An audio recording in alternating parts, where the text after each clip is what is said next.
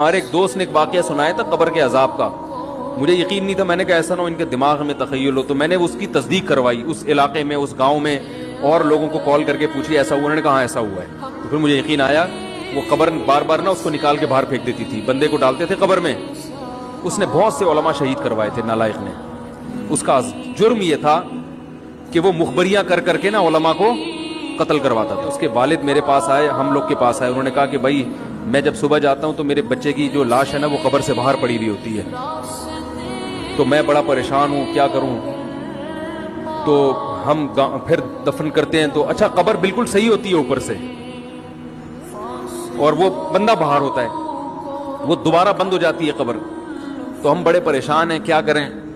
یہ کوئی شخص شرارت کر رہا ہے. تو کہہ رہے ہیں, ہم نے کہا بھائی ہم تو نہیں کر رہے شرارت. کہا تو اگر دوسرا ہم شرارت کوئی کر بھی رہا ہوتا تو قبر کو کھودی بھی تو ہونا.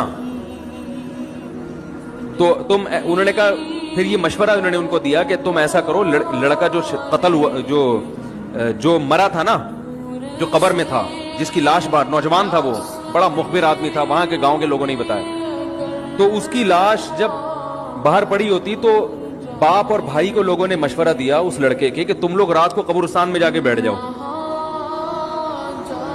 پہرا دو کہ کون آتا ہے نکال کے جاتا ہے اور قبر کو پیک کر کے چلا جاتا ہے. تو وہ صاحب مجھے بتا رہے تھے کہ اگلے دن وہ چیختے ہوئے آئے ہیں, چیختے ہوئے, باپ اور بھائی جو ہے نا.